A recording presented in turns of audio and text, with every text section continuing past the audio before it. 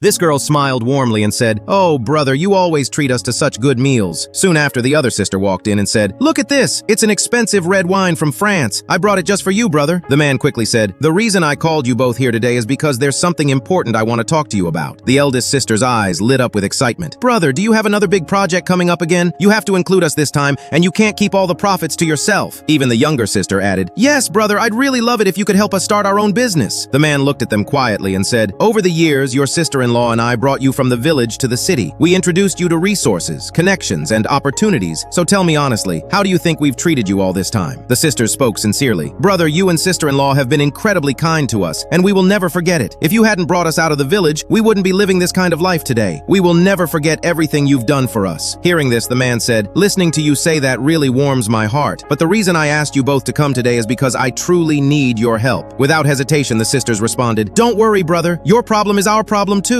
We're family. Just tell us what you need and we will definitely help you." The man took a deep breath and said, "I had a project in progress, but it suddenly ran into serious trouble. The funding completely dried up, so I wanted to ask if either of you have some cash on hand. I need to borrow some money from you." The eldest sister said, "Brother, you're joking, right?" But the man said, "I'm not joking at all. Right now I'm short $200,000, and if I can't gather that amount, my company might go bankrupt." The eldest sister lied. "It's not that I don't want to help you, brother. It's just that I really don't have the money right now." The younger sister quickly followed, "Yeah, me too. I honestly don't have any money available." Hearing this, the man's heart sank as he said, "It really hurts to hear you say this. If it weren't for your sister-in-law and me helping you back then, you would still be working in the countryside, struggling every day. Don't you remember how I supported you through your hardest times? And now that I'm facing a small difficulty, you're just standing by and doing nothing." The sisters began making excuses, saying they had urgent matters and needed to leave. But the man quickly stopped them and said, "Do you remember how I paid off all your debts without even thinking twice? How I introduced you to connections and opportunities? How I helped you build your lives? And now you can't even help me with a small favor?" The eldest sister suddenly snapped, "Brother, are you out of your mind? You call this a small favor? $200,000 is a huge amount." The other sister added coldly, "Yes, you may have brought us out of the village, but everything we've achieved over the years is because of our own hard work." Just as they turned to leave, the man's wife walked in and said, "Honey, the $200,000 from the demolition compensation has just been deposited into your account." Hearing this, the sisters immediately turned around and they said eagerly, "Did we hear that right? The demolition compensation has been approved?" The man said, "Yes, I called you both here today because of this. The entire compensation is in this card." The younger sister quickly said, "Then what are we waiting for? Let's divide it right now." But the man said, "After what you did today, you won't get anything, and from now on, I will no longer help either of you." Still unwilling to accept it, the sisters argued loudly, "This demolition compensation belongs to our family. Why are you keeping it all for yourself? What you're doing is wrong, completely wrong." The man looked at them one last time, his eyes filled with pain, and said, "Whether it's right or wrong isn't for you to decide." So friends, did the man make the right choice?